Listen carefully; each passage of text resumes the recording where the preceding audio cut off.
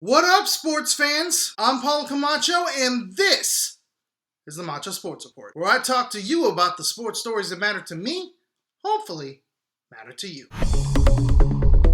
Wardell Stephen Curry II, the baby-faced assassin, one half of the Splash Brothers, the Sniper, the Human Torch, Chef Curry, Seth's brother. You probably know him best simply as Steph. Well, you can add one more unique name to that list, Unanimous MVP. On Tuesday, it was revealed that the 28-year-old reigning NBA Most Valuable Player won his second MVP award in a row. The only question? Whether the sports writers in charge of the vote would give it to him unanimously. I mean, it was a decent question, though. After all, in the 61-year history of the award, no one had ever won the award via unanimous vote. And we're talking about some of the greatest players in NBA history. Wilt Chamberlain, Bill Russell, Oscar Robertson, Kareem Abdul-Jabbar, Larry Bird, Magic Johnson, Karl Malone, Moses Malone, LeBron James, Kobe Bryant, Shaquille O'Neal. Not even Michael Jordan, considered the greatest of all time, won the MVP award by unanimous vote. And that's for a variety of reasons.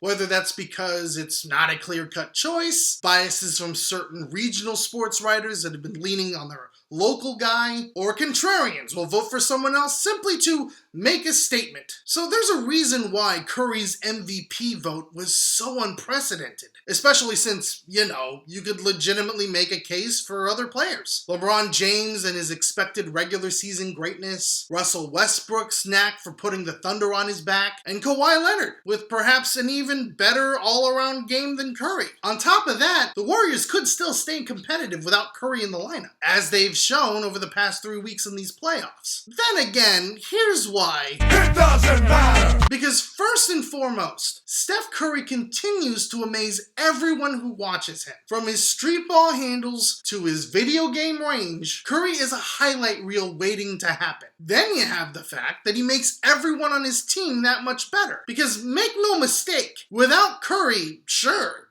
they're still a playoff team. But with him, they're a 73-win team and a championship team. He allows Klay Thompson the opportunities to make more wide-open treys. He allows Draymond Green to be an even bigger triple-double threat than he already is. Then, as a shooter, he plays at a level unmatched by anyone in the league. The only comparisons you can make to his pinpoint accuracy are the historically great shooters, Reggie Miller, Ray Allen, Pistol Pete Maravich. But not even they have the handles he's displayed over the past 2 seasons. Oh, right.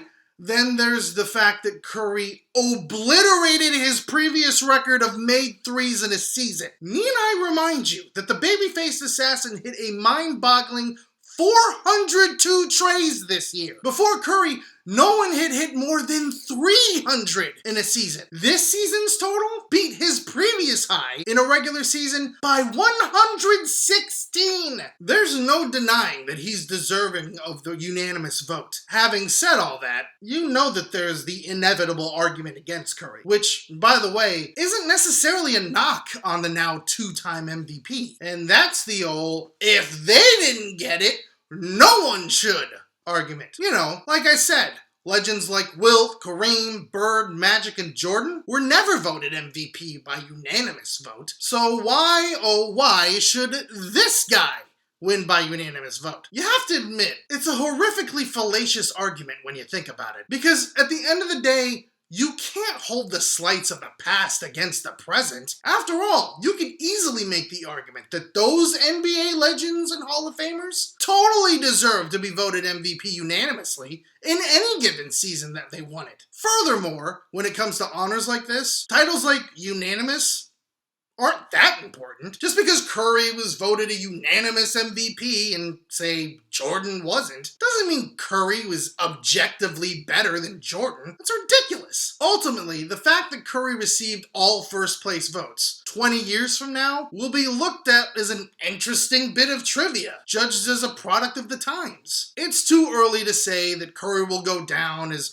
the greatest to lace up a pair of Nikes, and maybe he never will be. Or hell, maybe he will. But that's not the point. The point is, sports writers would have been hard-pressed to make a case for anyone else in terms of impact and greatness and go against the grain. I'm glad they didn't, because at least in terms of Stephen Curry's 2015-2016 season, I wouldn't want to be that guy. Anyway, that's all I got.